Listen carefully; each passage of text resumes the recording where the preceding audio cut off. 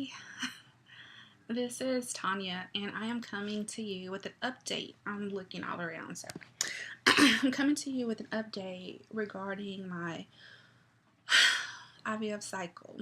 So I finished my birth control pills Monday, which I don't even know. I think it was the 15th. And I had a doctor's appointment for my saline sonogram on the 15th as well. So I completed my birth control pills, and I went in, me and my spouse, to do the saline sonogram.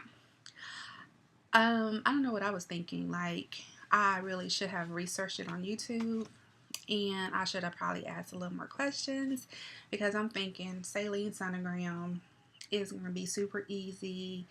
They're just going there with a little probe, and they're going to stick some salt water or saline or whatever with a little catheter, and I'm done.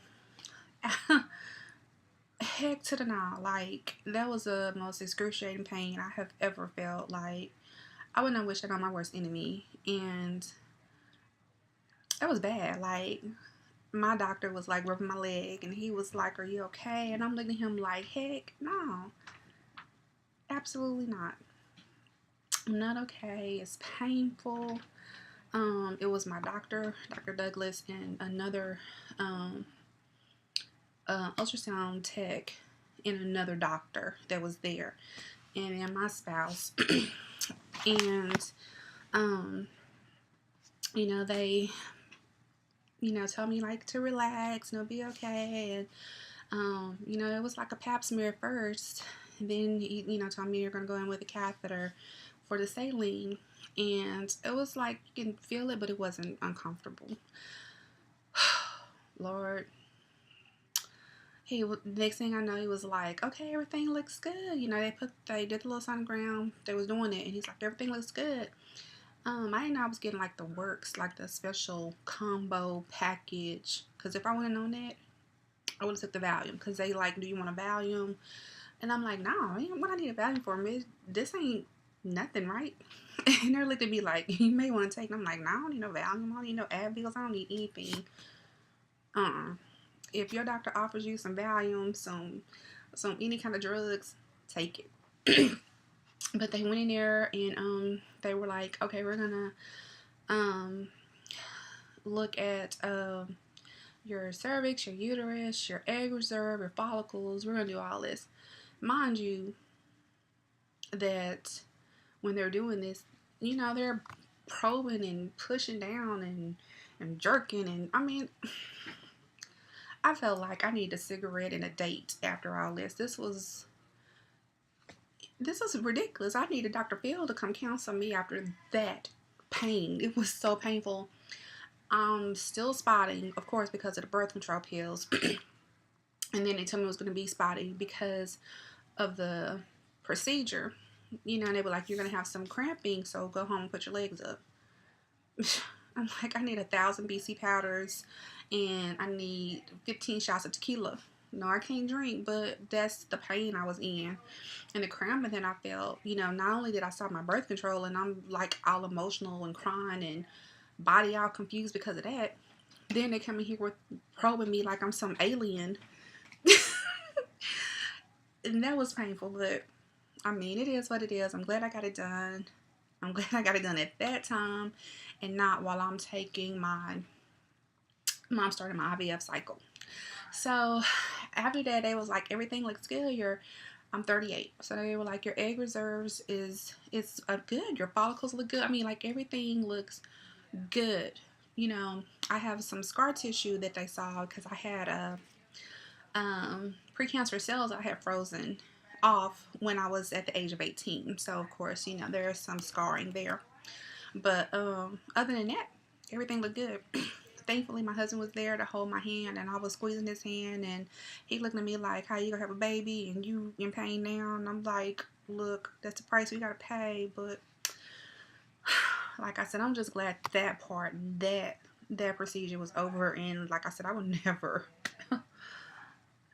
I love everybody, but there's like, if there was some enemy of mine, I'll be like, "I'd rather fight you," because That procedure was horrible, and I would not want that to happen to anybody else. And I understand that's a process that has to be done, but I wouldn't want that to happen to anybody else. I'm looking this way, y'all, because my dog is in here, and I'm looking at him because I got a piece of cheesecake, and he looking at me, and I'm looking at him, and every time I turn my head, he looking, he trying to creep over here, trying to see if he can get some. So after my procedure, I went next door to the arts building. I'm at Presby in Dallas, in Plano actually, Plano, Texas. So I went down and I dropped off all our paperwork, and they told me to come back. And they're gonna tell me what time to come back. This Friday, which is the 19th. I'm on my phone. I broke it, so I cracked. But the 19th, so I can do. They're gonna give me instructions and a session on how to do the injections. So they gave me a list of all my injections and the Lupron, I can't even pronounce these words, so please forgive me. Lupron, Quantum, Menopur, Esterol, Glenovex, look, hey, Folliston, all this. So they told me to call my OptumRx, which my husband works for Apple. So they were like, call them because we faxed over your medication on the 4th, your information for your prescriptions. Have you got your prescriptions? And I'm like, no. And it's Monday, and I start my cycle on Friday, and I haven't got anything. Well, I called them, and they're like, your case manager was supposed to tell you that you need to set up a home delivery thing. Well, of course, my case manager is in Cabo, and she's stuck in Cabo because the hurricane. So I'm like, ain't this a trip? Okay, so I'm like, what do I need to do? I'm freaking out, like how I'm gonna get my medicines. They were like, well, there is a Walgreens specialty that's like the only one that's close besides going to I think it was Florida, that they can get the prescription. It's in Frisco. And they said there are so many, there's not a lot that does it like this. So you can call them and they can get your medicine. So I called my doctor's office back, told them what happened about my case manager didn't set my stuff up, and she didn't know. She didn't tell me because she, stuck on the island trying to get home. And can they fax my stuff over there? So they faxed it, and they told me that they could actually deliver and have it delivered by tomorrow, which is Thursday. Now all this is going on Monday. Okay, so they told me to call back, and I was through at the doctor probably around 10, so they told me to call back around 1, and they'll let me know my price. Well, they had to get verification from Optum, of course, because that's my pharmacy for the home delivery that's supposed to send up for my medicine. So they did that. Well, got all that done basically. They called me back, gave me my copay, and they were like, oh my God, Miss Jane, you have excellent insurance. Your husband has excellent insurance. So I'm like, cool.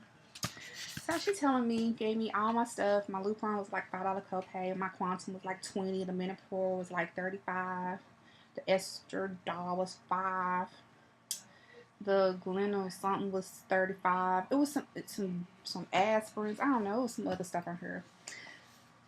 So I'm doing all that. And she's like, it's going to be $170. Oh, okay. Okay, cool. Set up my little credit card. I'm telling everybody I need y'all to be here if y'all can sign for my package. I'm good. Got a call today. Mind you, my husband sent me to the bed and breakfast because I'm stressed out. I'm already stressed out, but I'm stressed out. So me and my mom went to a bed and breakfast in Granbury, Texas.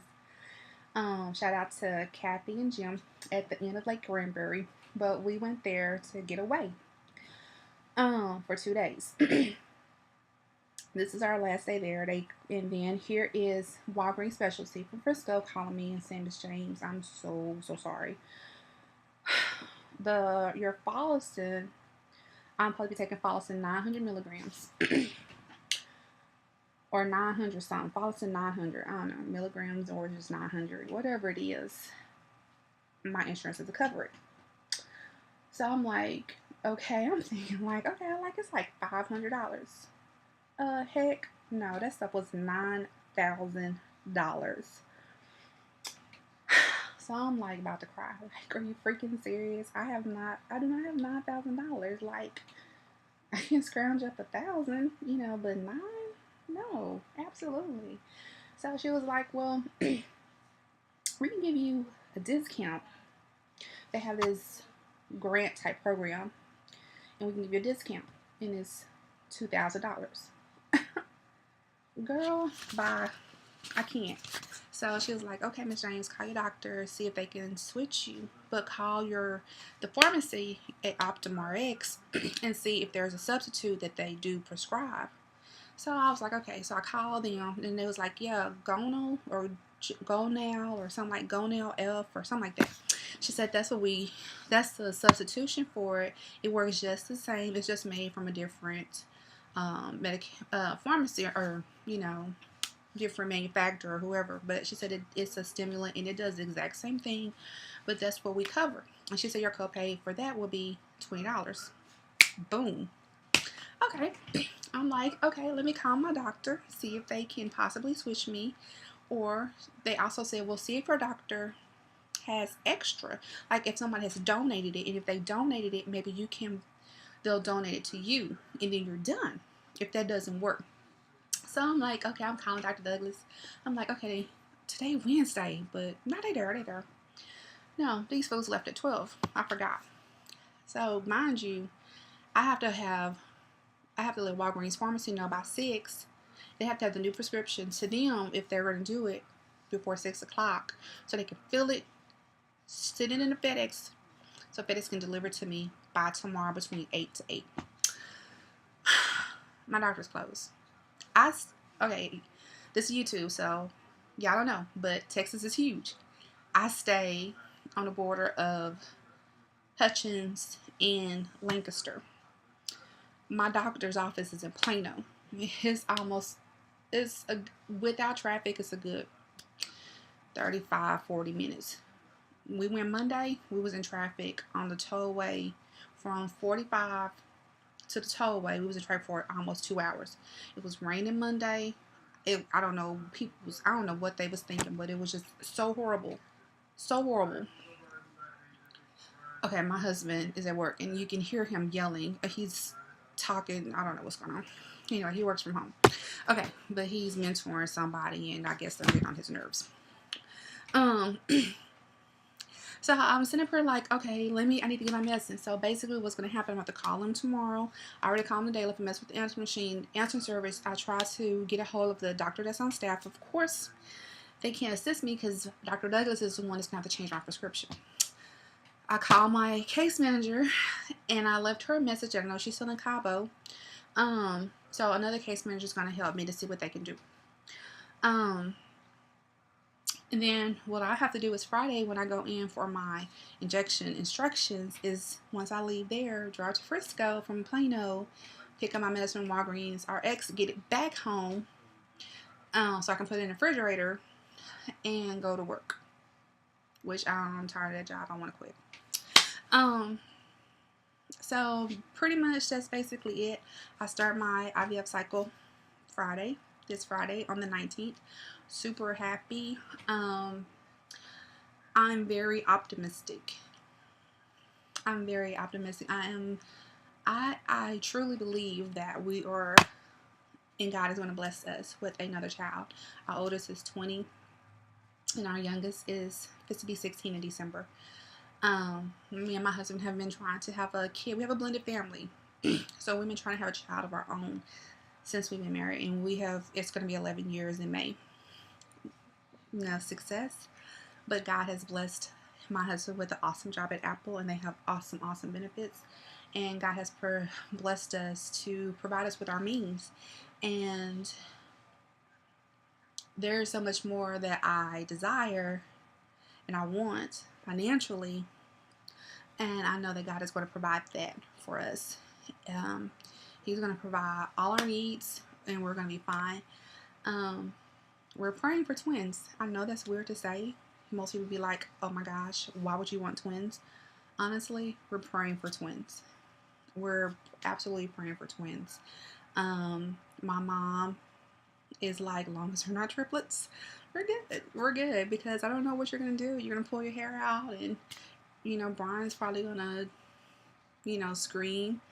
I don't know, but we're being prayerful, and we're being hopeful, and we're just blessing God every step of the way, from the appointments to the people that we meet, the contacts, the doctor's office, everybody that comes into our lives and has given us words of encouragement, and just said that y'all can do this, and I believe in y'all. I know that you're 38, but hey, you got people who are 40 and having kids. You got people who don't even need to have kids and having kids. You got people who are broke and having kids. So you have a loving husband. Y'all are loving together, and y'all have a wonderful family. So I know that this is possible, and I truly believe that God has put it in at this time, because we have tried IVF before. We haven't got to this process yet, but I have got to the point where I was on the birth control and we stopped. We just freaked out and got scared and stopped.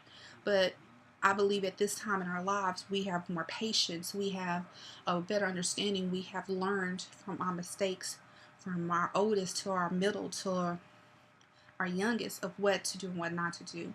And I think that God has prepared us mentally, physically, in giving us a two-parent home that we both love each other. We're both in church. My husband ministers. Um, my husband is the musician, and he is also the praise director over our church. My first lady has went through the IVF process several times, and she didn't get pregnant until she was almost 38.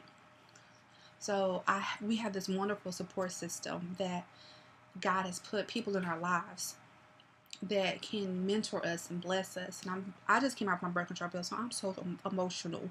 But I just want anybody to know that they're watching this, that if y'all want to have a child, I don't care if you're 51, which I saw this lady who was 51. If you're 51, 61, it doesn't matter.